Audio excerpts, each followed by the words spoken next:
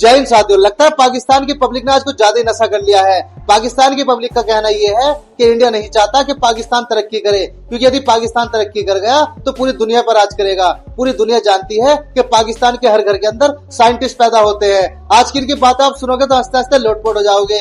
Video आखिर तक जरूर देखिएगा, पूरा मजा आने वाला है। और यदि चैनल में पहली बार आए हैं तो चैनल को सब्सक्राइब करना ना भूले। तो चलिए शुरू करते हैं आज की वीडियो। तो चलिए शुरू करते हैं। 2023 वर्ल्ड कप में हमने बाकायदा शर्त रखी थी कि चैंपियंस ट्रॉफी में आप आएंगे, लेकिन वो नहीं आ रहे। मतलब डिटाई की तो हद ही हो गई ना। तेरी भी जली ना। आईसीसी मेनली बिग 3 चलाते हैं और बिग 3 के अंदर बिग 1 इंडिया ही है। तो उनकी पहले नहीं नीयत थी कि वो आए पाकिस्तानी, देखा था। बात तो सही है। इंडिया ने पाकिस्तान में आकर चैंपियन ट्रॉफी खेलने से इनकार कर दिया है। गजब बेइज्जती है। ये बहुत ही बड़ा डिसअपॉइंटिंग फैसला है उनकी तरफ से।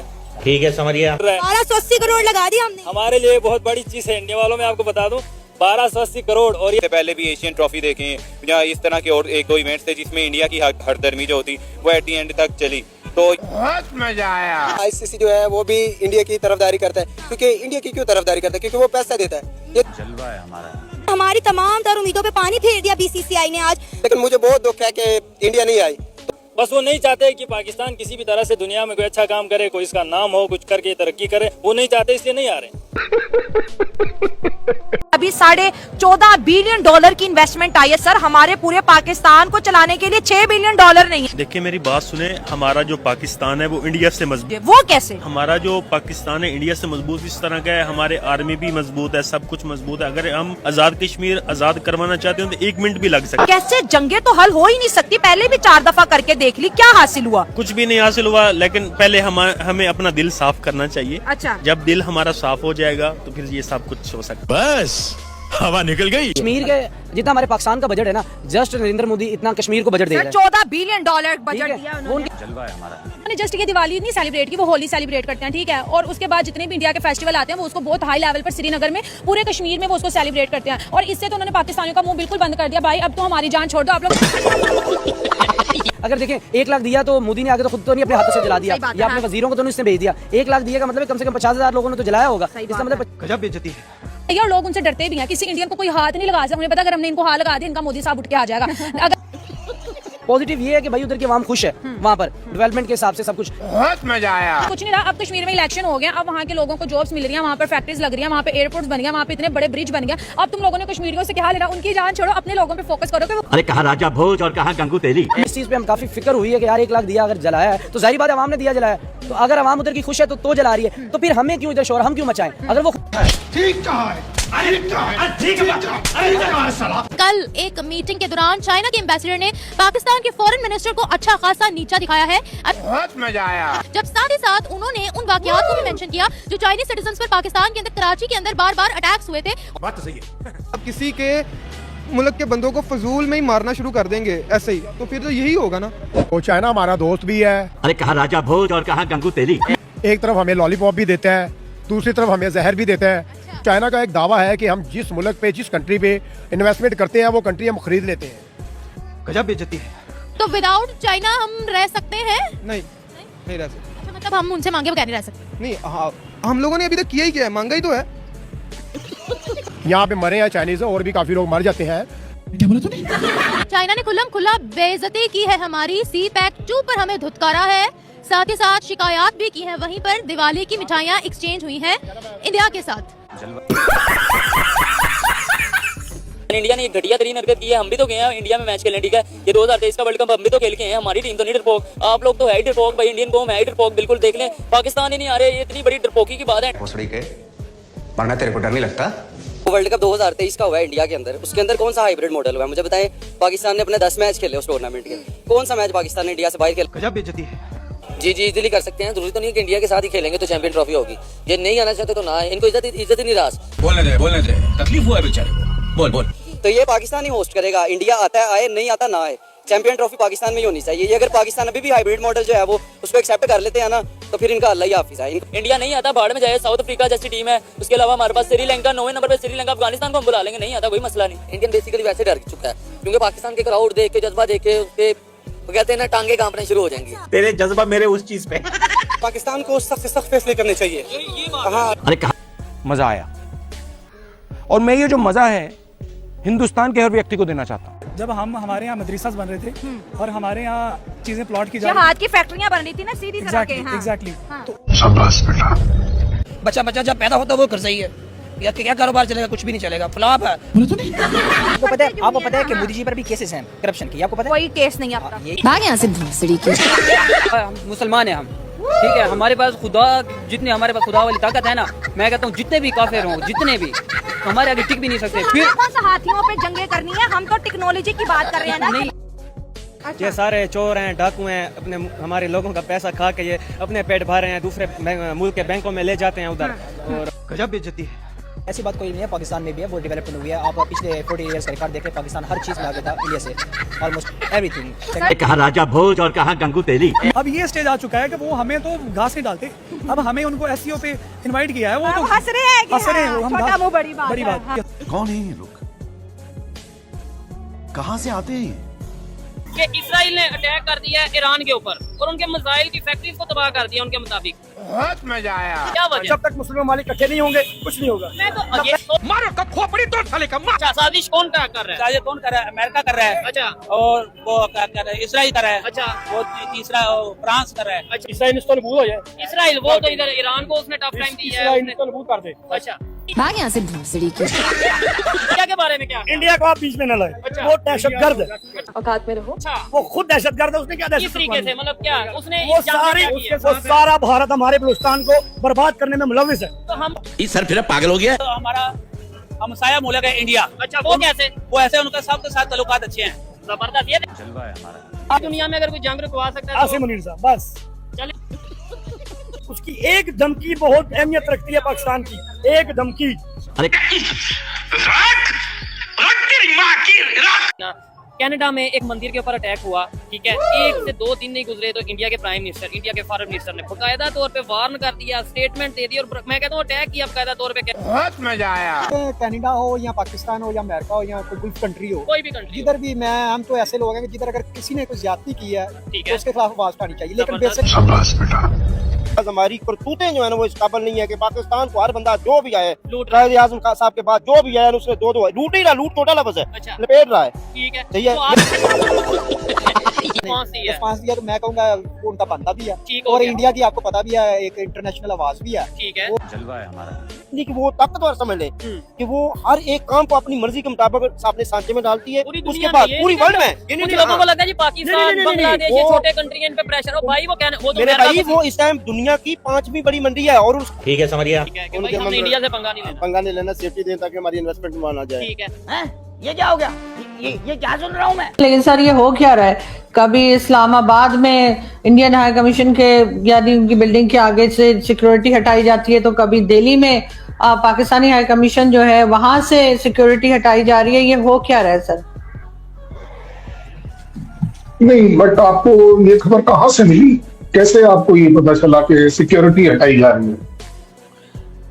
सर एग्जैक्टली सिक्योरिटी नहीं, लेकिन सिक्योरिटी के लिए जो चीजें रिक्वायर्ड होती हैं वो तो हटाई ही जा रही है। पहले मैं समझी थी सिर्फ इंडिया की खबर मेरे पास आ रही थी, और जब मैंने उसको चेक किया तो पता लगा कि पहले लास्ट वीक पाकिस्तान ने ये किया था इंडियन हाई कमीशन के बाहर, और उसके रिस्पांस में भारत में किया गया। वरना हम लोग यही समझते हैं कि शायद भारत कर रहा है और हमने कुछ नहीं किया। लेकिन सर ये हो क्यों रहा है?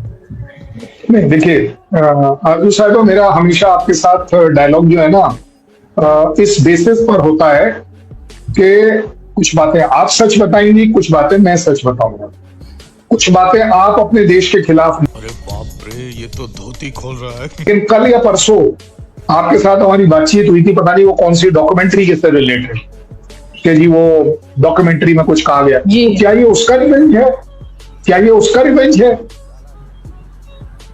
कहीं ऐसा तो नहीं है कि दिल पर ले लिया, जो कि लेना नहीं चाहिए। नहीं सर, अब मैं आपको, हाँ बोलिए बोलिए बोलिए बोलिए। सर उसका रिस्पांस तो आ गया था ना, उसके लिए इस किस्म की चीज करने की जरूरत तो नहीं होती है। वो तो भाई देखिए, यही कर दिया था कमाल है। डॉक्यूमेंट्री पे। इसीलिए हेडलाइंस बने हैं टिट फॉर टैट, अदरवाइज ये हेडलाइन नहीं बनते। जिसने भी बनाए हैं इसमें नहीं पढ़ेंगे हम, क्योंकि एज अ कंट्री हम डिस्कशन कर रहे हैं। Tit for tat is not the answer कि आपने टिट किया, क्या हाथी छोड़ा है, हमने टैट कर दिया वगैरह वगैरह। लेकिन अब हमारे यहाँ हुआ क्या है, और कृपया करता रहे एज अ गुड जज, एज अ ह्यूमैनिटेरियन जज, आप बताइएगा क्या सही किया या नहीं किया, क्या ज्यादती करी या नहीं करी। पहली बात मैंने आपको बता दिया, आपके यहाँ से ये न्यूज नहीं चली। सही पकड़े हैं। आज से 4 दिन पहले पाकिस्तान की सिक्योरिटी एजेंसीज ने इंडियन हाई कमीशन के बाहर से सिक्योरिटी हटाई, बैरिकेड नहीं हटाया, क्योंकि वहां बैरिकेड था ही नहीं। आप अगर गूगल करके तो पुरानी वाली वो देख लेंगे, आपको दिख जाएगा।